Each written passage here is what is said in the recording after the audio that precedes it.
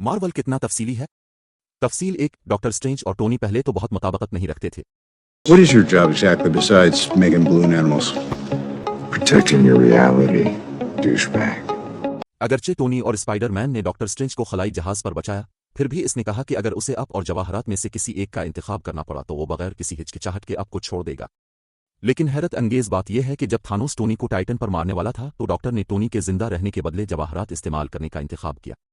शायद 14 मिलियन बार इख्तिताम का मुशाहिदा करने के बाद डॉक्टर को न सिर्फ ये मालूम हुआ कि टोनी थानोस को शिकस्त देने का रू रवां था, बल्कि हर बार टोनी के गैर मुतज़लज़ल इक़दामात की तारीफ करता था। तफसील दो, एक तवील अरसे से हर कोई ये समझता था कि थानोस गंजा है, लेकिन इसके बाल बाल हैं।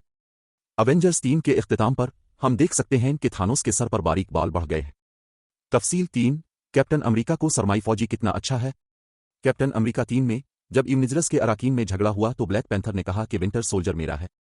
रॉड ने कहा कि विंटर सोल्जर टर्मिनल में था। इसके बरक्स जब कैप्टन अमेरिका को मालूम था कि इंटमैन देव का इस्तेमाल करने के बाद थकन से बेहोश हो सकता है तो उसने हल्के से कहा, You sure about this, Scott? यकीनन मवाजना के बगैर कोई नुकसान नहीं है। तफसील 4, अवेंजर्स 1 के ईस्टर अंडे में सब बारबेक्यू खाने के लिए इकट्ठे बैठ गए। ये मंजर बड़ा दिलचस्प है। आयरन मैन कभी भी दूसरों के हवाले की गई चीजों को कबूल नहीं करता। वो थोड़ा साफ पागल है, इसलिए इसने एक आला मियारी फर्स्ट क्लास रिसत्तूरा का इंतखाब किया।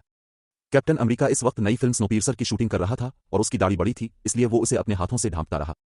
हल्क और थोर ने जंग में सबसे ज्यादा पैदावार हासिल की और बहुत ज्यादा जिस्मानी तवानाई इस्तेमाल की, इसलिए वो खाते रहे। हाकी और ब्लैक बेवा बशर हैं और जंग के बाद उनकी भूख नहीं है, इसलिए वो चकरा कर रह गए हैं।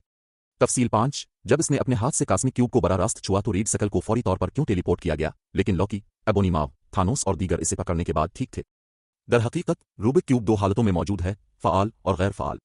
रीड सकल ने कास्मिक क्यूब लेने से पहले इसके अर्द गिर्द सितारों वाले आसमान की तरह के खुसूसी असरात पहले ही जाहिर हो चुके थे और जाहिर है कि ये एक फ़आल हालत में था, इसलिए इसे टेलीपोर्ट कर दिया गया।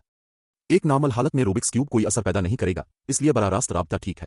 तफसील 6, पहली नस्ल के स्पाइडरमैन ने अपनी कलाई से स्पाइडर सिल्क निकाला, लेकिन इसका जंगी सूट पूरी तरह लिपटा हुआ था। स्पाइडर सिल्क को कैसे निकाला जा सकता है। स्पाइडरमैन 1 के मंजर से जहां पीटर ने सिस्टर मरियम को बचाया था, हम देख सकते हैं कि पीटर ने अपने कपड़ों की कलाई पर एक सुराख छोड़ दिया। चमकने वाली जगह पर तवज्जो दें।